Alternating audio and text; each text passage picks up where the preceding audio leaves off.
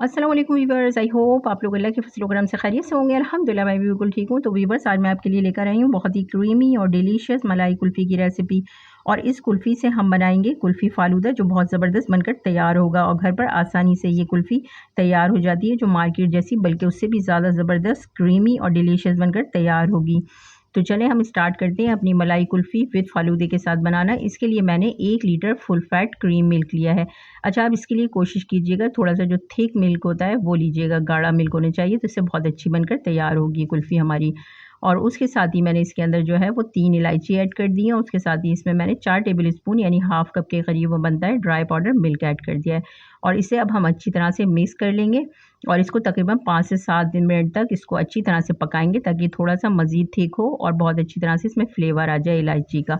अब मैंने दूसरी बाउल के अंदर जो है वो 4 टेबल स्पून यानी हाफ़ कप के करीब मिल्क पहले से निकाल लिया था उसके अंदर से वो और जो है उसके अंदर मैंने 2 टेबल स्पून के करीब जो है वो कॉर्नफ्लोर ऐड किया है। इसको अच्छी तरह से हम जो है ना दूध के अंदर मिक्स कर लेंगे, ताकि इसमें कोई लम्प्स वग़ैरह ना रहें।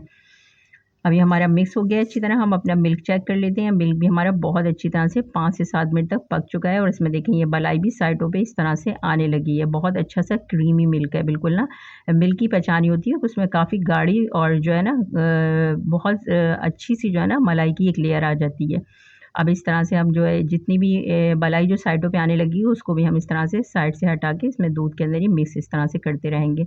मैंने 5 मिनट तक इसी तरह इसी प्रोसेस के तहत इसको पकाया था, तो ये थोड़ा-सा थिक हो गया है और इसमें इलायची का भी फ्लेवर बहुत अच्छा आ गया है। अब इसी स्टेज पे हम इसके अंदर जो है मैंने 1-1 टेबल स्पून पिस्ता और बादाम चॉप करके रखे थे वो ऐड कर देंगे और इसको हल्का-सा बॉयल आने देंगे। जब इसमें हल्का-सा बॉयल आ जाएगा तो फिर हमने जो कॉर्नफ्लोर हमने मिल्क के अंदर डिज़ोल्व करके रखा था वो इसके अंदर ऐड कर देंगे और अब इसको अच्छी तरह मिक्स करके हम इतनी देर तक पकाएँगे कि हमारा मिल्क जो है वो थोड़ा-सा जो है थिक हो जाए, मतलब थोड़ा-सा जो है ये गाढ़ी साइड पे आ जाए।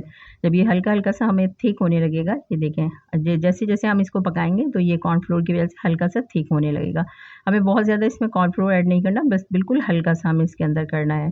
अब हम इसको पकने के लिए छोड़ते हैं 5 से 7 मिनट और मज़ीद, जब तक हम एक दूसरा पैन लेते हैं, इसका दूसरा प्रोसेस करते हैं। उसमें 1 कप मैं तकरीबन 150 ग्राम के करीब ये शुगर है वो ऐड करूँगी। अच्छा, शुगर को हमें जो है ना कैरामलाइज़ करना है और इसको बिल्कुल स्लो फ्लेम पे हमें कैरामलाइज़ करना है और यहाँ पर आपको थोड़ा काफ़ी टाइम लग सकता है, लेकिन ये कि बिल्कुल स्लो फ्लेम पे आप किएगा तो ये प्रॉपर और अच्छी जो है ना शुगर कैरामलाइज़ होगी। अब ये देखें मैंने तकरीबन इसको बिल्कुल स्लो फ्लेम नीचे से किया हुआ है। इसका दम वाला जो फ्लेम होता है उस फ्लेम पे इसको करेंगे तो बहुत ईज़िली हो जाएगा और ये जलेगा भी नहीं। अब ये देखें करते-करते मुझे तकरीबन इसको शुगर को कैरामलाइज़ करते हुए 5 से 7 मिनट हो चुके थे। अब ये हमारा जो है प्रॉपर तरीके से शुगर जो है वो कैरामलाइज़ हो चुका है। ये देखें इस तरह से। इसमें थोड़ा-सा टाइम लगेगा, आपको बहुत पेशेंट के साथ जो है ना इसको कैरामलाइज़ करना पड़ेगा शुगर को, लेकिन ये कि बहुत ज़बरदस्त और प्रॉपर हो जाएगा। हमें बिल्कुल ऐसा ही रखना है, बहुत ज़्यादा इसको नहीं करना। अब हम मिल्क चेक कर लेते हैं जो हमने अपना पकने के लिए छोड़ा था। ये देखें अब कितना ज़बरदस्त सा, थिक सा और बहुत मलाई की तरह बिल्कुल हमारा ये मिल्क तैयार हो गया है। अब इसके अंदर से हमने जो इलायची इसके अंदर ऐड की थी, वो इलायची हम इसके अंदर से रिमूव कर देंगे, क्योंकि इलायची का तमाम फ्लेवर हमारा मिल्क में आ चुका है।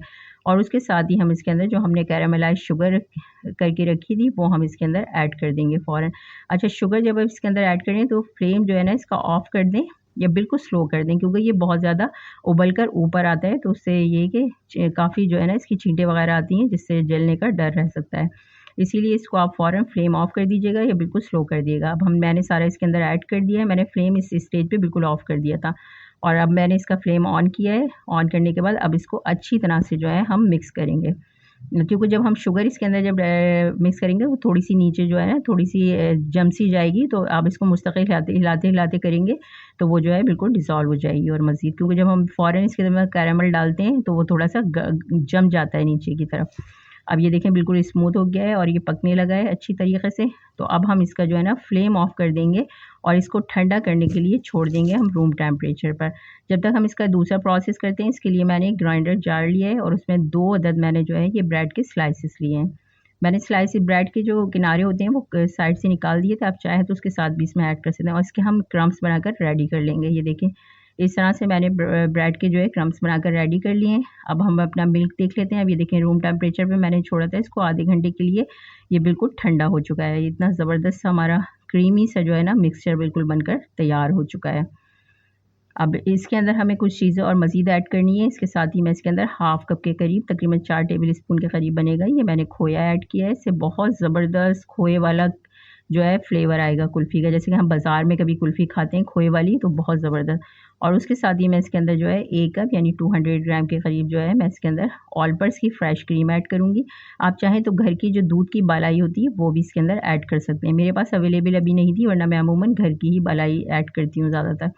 अभी इसीलिए मैंने ये ऑल पर्स की क्रीम क्रीम बेस्ट होती है, तो वो मैंने ऐड की है। उसके साथ ही जो हमने ब्रेड के क्रम्ब्स बना के रखे थे वो इसके अंदर ऐड कर देंगे और इसको अच्छी तरह से मिक्स कर लेंगे। ये इतनी ज़बरदस्त कुल्फ़ी बनकर तैयार होगी कि आपको अपनी बचपन की याद आ जाएगी इस कुल्फ़ी को खाकर। जब कभी हम बाज़ार से इस तरह की कुल्फ़ी खाते हैं तो उसमें हल्का-हल्का सा अंदर जो क्रम्ब्स आते हैं खोए के और कोकोनट ऊपर से वो स्प्रिंकल करके देते हैं, तो बहुत ज़बरदस्त मज़ेदार सा जो है ना, बल्कि उससे भी ज़्यादा कहीं ये कुल्फ़ी बनकर मेरी तैयार हुई थी। इसी प्रोसेस के तहत मैंने जब बनाई, तो आप भी इसी को फ़ॉलो करके बनाइएगा, बहुत ज़बरदस्त तैयार होगी। अच्छा, ये तमाम चीज़ें मैंने मिक्स कर ली थी पहले स्पैचुला की मदद से, उसके बाद मैंने ये हैंड ब्लेंडर लिया है। अगर आप चाहें तो जो जूस वाला ग्राइंडर जार होता है उसमें भी डाल के इसको हल्का-सा ब्लेंड कर सकते हैं आप। मैं इसको हैंड ब्लेंडर से हल्का सा जो है ना ब्लेंड कर लूँगी, ताकि हमारा स्मूथ सा मिक्सचर बिल्कुल रेडी हो जाए। अब ये देखें बिल्कुल हमारा स्मूथ सा मिक्सचर रेडी हो गया है। उसमें हल्के से खोए के जो चंक्स रहेंगे ना, वो बड़े ज़बरदस्त हमारी जब कुल्फ़ी जमेगी तो वो तैयार होंगे। अब हमें जो है ना, मैंने कुल्फ़ी को जमाने के लिए इस तरह की पेपर कप लिए हैं। आप चाहें तो इसके जो सांचे आते हैं कुल्फ़ी के, वो भी इसमें यूज़ कर सकते हैं। मेरे पास अवेलेबल नहीं थे तो मैंने कप्स में इसको जमाया है इस तरह से ना। और इसकी जगह आप चाहें तो जो ये ट्रांसपेरेंट यानी कि ये आते हैं इस तरह के जो कप्स आते हैं ना, उसमें भी आप इसको जमा सकते हैं। बहुत ज़बरदस्त जो है जमकर तैयार हो जाती है। और उसके साथ ही जो हमने अपना कुल्फ़ी का मिक्सचर रेडी किया था, वो हम इस कप के अंदर जो है वो ऐड कर देंगे सारा। अच्छा, आप कोशिश कीजिएगा पूरा फुल ना भरें, उसमें थोड़ा-सा ऊपर से स्पेस खाली रहना चाहिए, क्योंकि ये जब जमेगी तो थोड़ा-सा ऊपर और जो है थोड़ी-सी ऊपर आती है ये जमने के साथ ही। अब हमने सारा मिक्सचर इस तरह से पेपर कप्स के अंदर ऐड कर दिया और मैंने इस तरह से एल्युमिनियम फॉइल के जो है इस तरह से कट कर लिए थे पीसेस, ताकि इसके ऊपर कवर हो जाएँ। और इसे अब हमें अच्छी तरह से जो है ना इसके ऊपर से कवर कर देना है कप्स को, ताकि इससे ये होगा हमारी जो है कुल्फ़ी में कोई क्रिस्टल वगैरह नहीं आएगा, बिल्कुल भी क्रिस्टल नहीं आएगा इससे ना। अच्छी तरह से हम इसमें जो है तमाम कप्स पे लगा देंगे। मैंने इस तरह से तमाम कप्स में एल्युमिनियम फॉइल लगा दी है और हम एक छुरी की मदद से बीच में हल्का-सा कट लगा देंगे। इस तरह से देखिए मैंने जो है कप में हल्का-सा कट लगा दिया, क्योंकि अब हमें इसके अंदर जो आइसक्रीम स्टिक होती है ना, वो लगानी है इन कट्स के अंदर ना, ताकि बिल्कुल हमारी कुल्फ़ी की तरह ही जब बनकर तैयार हो जाए ये। इस तरह से मैंने सारे कट लगा दिए हैं और इस तरह से ये आइसक्रीम स्टिक आती है, अब बाज़ार में इज़िली अवेलेबल होती है। इस तरह से आइसक्रीम स्टिक हम इसके अंदर लगा देंगे सारी।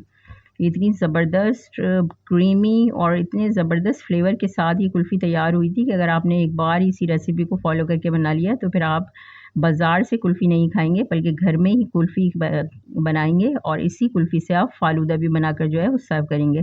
अब इसको हमें तकरीबन ओवरनाइट के लिए या 8 घंटे के लिए हमें इसको जो है ना फ्रीज़र में रखना है, बर्फ़ वाले खाने में। अच्छा देखिए, मेरा थोड़ा-सा मिक्सचर जो बच गया था कुल्फ़ी का, वो मैंने ऑल पर्स का जो क्रीम यूज़ की थी उसी के अंदर मैं ये जमा दूँगी। इससे मैं फ़ालूदा रेडी करूँगी।